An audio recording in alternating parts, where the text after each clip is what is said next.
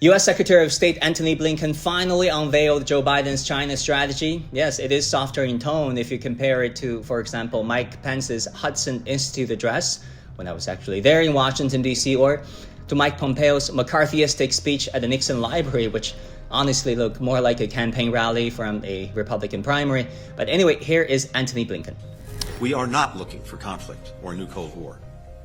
To the contrary, we're determined to avoid both. But let's not be naive. Substance is more important than the tone. Though stopping short of using the phrase the new Cold War, Antony Blinken did outline a U.S. foreign policy that divides the world into blocs and alliances, and China is the target of it all. Listen to this.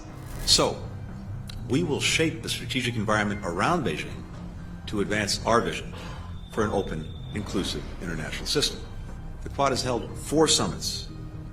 We're reinvigorating our cooperation with ASEAN, with the new security partnership between Australia, the United Kingdom, and the United States, known as AUKUS, including by inviting Asian allies to the NATO summit in Madrid next month. If he looks like a duck, swims like a duck, and quacks like a duck, then he probably is a duck. The Biden administration is building a China containment alliance that's reminiscent of the Western bloc of the Cold War era.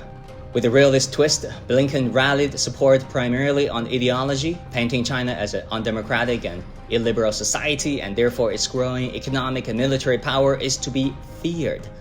Are you having a deja vu moment? In 1947, then U.S. President Harry Truman gave an address outlining what was later known as the Truman Doctrine. That marked the start of the Cold War against the former Soviet Union. Now, if you compare Blinken's speech to Truman's speech, you will be amazed at the similarities. That totalitarian regimes imposed upon free peoples by direct or indirect aggression. The ruling Chinese Communist Party has become more aggressive abroad. One of the primary objectives of the foreign policy of the United States is the creation of conditions in which we and other nations will be able to work out a way of life free from coercion.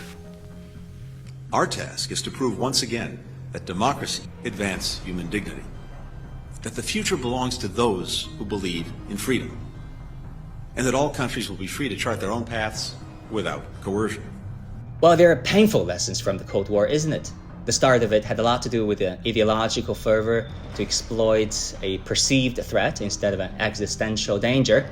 Yes, there was this expanding Soviet sphere of influence, the Korean War, the Vietnam War, the Cuban Missile Crisis, but how many of these proxy conflicts started after hostile rhetoric was articulated first and therefore became a self-fulfilling prophecy? And now, after decades of globalization, a world divided into blocks of we versus they is even more dangerous because the common stakes of countries and economies are exponentially higher. There are a lot of contradictions in Blinken's speech too. He said countries in the Indo-Pacific are free to make their own decisions, but who rushed their top Asia diplomats to the Solomon Islands when the island country was about to sign a security agreement with China? And Blinken also said, "This is not about forcing countries to choose, it's about giving them a choice." Then what kind of infrastructure project did America offer its Eurasian partners when Washington couldn't even pass its domestic infrastructure bill to fix broken roads and bridges? Now, foreign policy starts at home. With midterm elections on the horizon, looking tough on China is the first order of business. A lot of Blinken's talking points were directed at the domestic U.S. audience, for example, when he talked about helping American steelworkers.